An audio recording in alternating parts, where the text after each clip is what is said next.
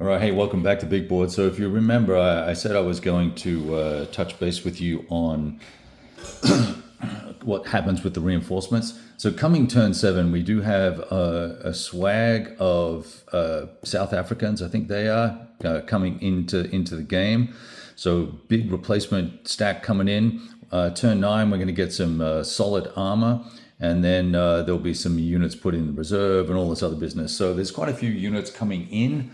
There's also a substantial number of replacements coming, 4 over the next 2 turns, actually 6 over the next 3 turns, versus what the Germans are getting. They are getting some upgrades. The 21st get some conversion stuff going on. So that will help, but that's not until turn 10. Turn 9, we see this business here, a couple of little units here and there.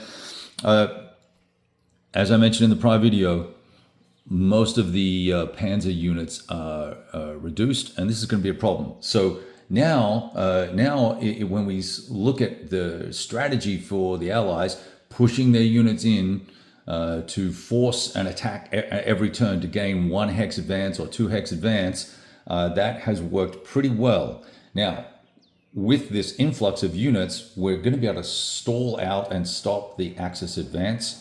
And what will happen going forward here is that there'll be a build-up by the by the Commonwealth, and they will then begin to attempt to force the Germans back. Now, with that in mind, the Germans, can they afford, given their reduced state, to use the same strategy? I don't think they can. And that means unless they can capture or hold a fourth airfield, they're going to lose the game because they will be sitting at -1 or -2 reinforcements, VPs, and they will basically lose the game. So that's what's going on here. Now let's just have a quick look at the map and the VP track. Since we're going to end up with a longer video than 2 minutes, since I talk too much, we're currently sitting in the campaign victory point track -2. So that actually was now -3 because we're at the top of the June 2nd turn.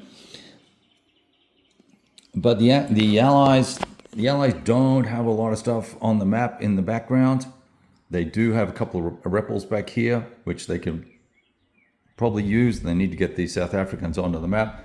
But it's mighty thin, and they're also isolated here, or they'll be out of supply this first impulse, and potentially out of supply the next impulse, unless I can, scoot this guy up to here and keep a line of supply into Tobruk. So it's a little bit touch and go for all sides, all things considered. In actual fact, there's one thing I didn't do last turn. I didn't improve the port status and drop a resource point, so we need to do that. So it's for me at this point, seeing how things are proceeding. While it's dangerous for the Commonwealth, I believe they're going to lose this hex because there's only a 3-2-5 and a 2-3-5 there, and you probably can't see that. Dang it! Let me scoot that over there. A couple of little units here. So this stack will definitely dominate that stack unless we reorganize in here, which we probably will. So it might take a turn or 2 to take this, an impulse or 2 to take this.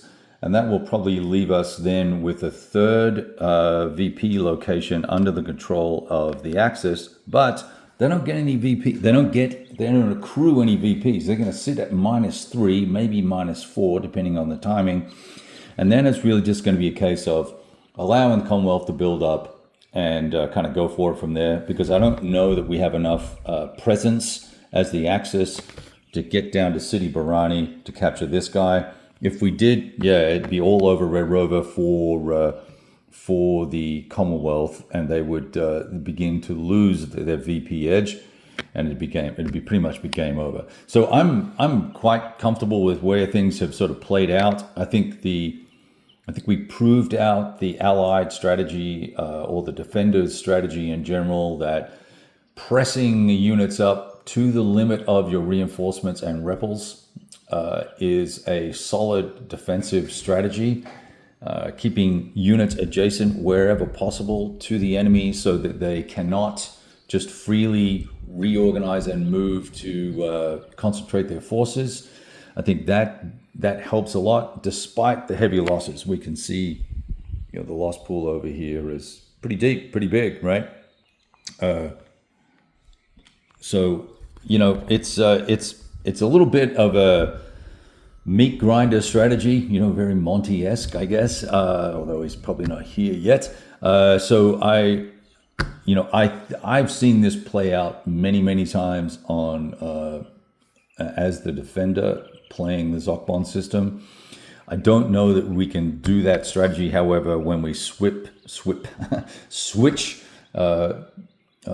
to the momentum for the Commonwealth, I don't know that they have the punching power to potentially break through. And if they do, I don't believe that the Germans have the ability to force units into the defense in the same manner. So they will end up being pushed back pretty aggressively.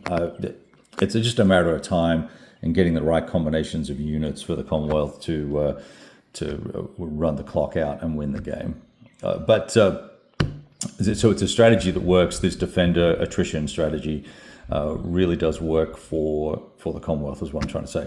All right, I'm gonna actually, we'll see. I'll probably play June 2 out, just to see what happens, and then we'll kind of call it from there.